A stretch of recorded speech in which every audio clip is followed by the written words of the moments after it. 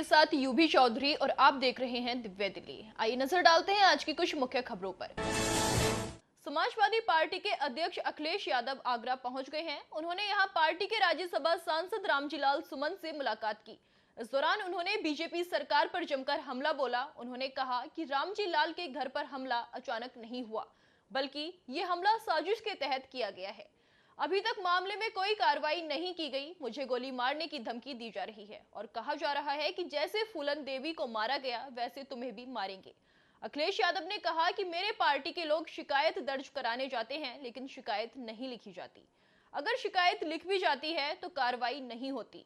उन्होंने कहा कि रामजीलाल के घर पर हमला सरकार के समर्थन से हुआ। यूपी सरकार द्वारा दलित, पिछड़ों और अल्पसंख्यकों को डराया जा रहा है।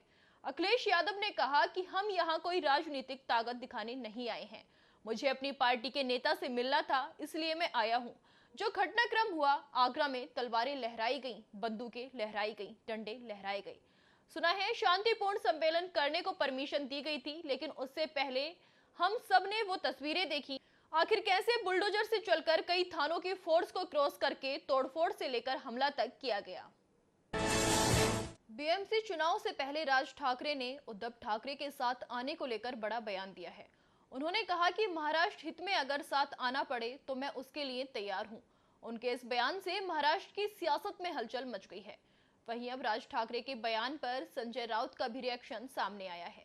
राज ठाकरे के उद्धव ठाकरे के साथ आने के बयान को लेकर संजय राउत ने कहा कि दोनों भाई हैं, नाता कायम है, राजनीतिक मतभेद हो सकता है। राउत ने आगे कहा, आज की बीजेपी महाराष्ट्र की नंबर 1 दुश्मन है। जिस तरह से अमित शाह ने अपने स्वार्थ के लिए शिवसेना को तोड़ा है, ऐसे लोगों को घर में जगह नहीं देंगे। सत्ता नहीं मिलेगी, स्वाभिमान रखेंगे। बांग्लादेश के दिनाजपुर में 58 वर्षीय हिंदू नेता भावेश चंद्र रॉय की क्रूर हत्या कर दी गई थी। इस पर भारत सरकार ने मोहम्मद यूनुस की अंतरिम सरकार की निंदा की है। विदेश मंत्रालय के प्रवक्ता रणधीर जायसवाल ने शनिवार को एक्स पर इस घटना को लेकर गंभीर चिंता व्यक्त की। उन्होंने लिखा, हमने बांग्लादेश में हिंदू अल्पसंख्यक नेता भावेश चंद्र रॉय के अपहरण और क्रूर हत्या को व्यथित रूप से देखा है। ये हत्या अंतरिम सरकार के तहत हिंदू अल्पसंख्यकों के व्यवस्थित उत्पीड़न को दोहराने का काम करती है, जबकि पिछली ऐसी घटनाओं के अपराधी डंडे से बचकर घूमते हैं। भारत ने बांग्लादेश की मोहम्मद यूनुस की अंतरिम सरकार को चेतावनी देते हुए दो टूक कहा कि बिना किसी बहाने और भेदभाव के सभी अल्पसंख्यकों, विशेष रूप से हिंदुओं की सुरक्षा सुनिश्चित की जाए। भारत ने बांग्लादेश सरकार को याद दिलाया कि ये उसकी संवैधानिक और नैतिक जिम्मेदारी है कि वो सभी नागरिकों को समान सुरक्षा मुहैया कराए। पश्चिम बंगाल के मुर्शिदाबाद जिले के धुलियान में शनिवार को राज्यपाल को ग्रामीणों के विरोध का सामना करना पड़ा।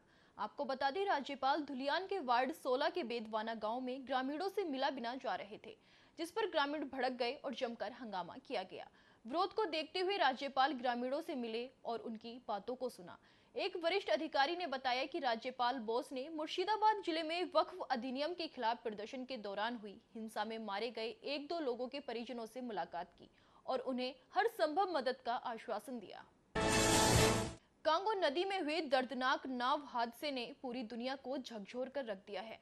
रॉयटर्स न्यूज एजेंसी की रिपोर्ट के मुताबिक अब तक 148 लोगों की दर्दनाक मौत हो चुकी है, जबकि दर्जनों यात्री अभी भी लापता हैं। आपको बता दें कि कांगो रिवर अफ्रीका महाद्वीप की दूसरी सबसे लंबी नदी है। ये नदी मध्य अफ्रीका से होकर बहती है और इसका अधिकांश हिस्सा डेमोक्रेटिक रिपब्लिक ऑफ कांगो में स्थित है। ये हादसा मंगलवार को उस वक्त हुआ जब लकड़ी से बनी एक मोटर बोट HB कोंगोलो में अचानक आग लग गई। आग लगने के कुछ ही मिनटों में नाव पलट गई। ये नाव मातनकुम बंदरगाह से रवाना हुई थी और वो लोम्बो क्षेत्र की ओर जा रही थी। नदी सुरक्षा विभाग के अधिकारी कॉम्पिटेंट लोयोको के मुताबिक हादसे की शुरुआत उस वक्त हुई जब एक महिला नाव पर खाना बना रही थी। उसी दौरान चूल्हे से निकली चिंगारी ने आग का रूप ले लिया, जो देखते ही देखते पूरे जहाज में फैल गई। इस भयावह हादसे का एक वीडियो भी सामने आया है, जिसमें देखा जा सकता है कि यात्री नदी में कूदकर अपनी जान बचाने की कोशिश कर रहे हैं। रॉयटर्स के मुताबिक नाव में करीब 500 लोग सवार थे। जैसे ही आग फैली, अफरा तफरी मच गई और कई लोगों ने जान बचाने के लिए नदी में छलांग लगा दी। दुख की बात यह है कि इनमें से कई को तैरना नहीं आता था, जिसकी वजह से डूबकर दर्जनों यात्रियों की मौत हो गई।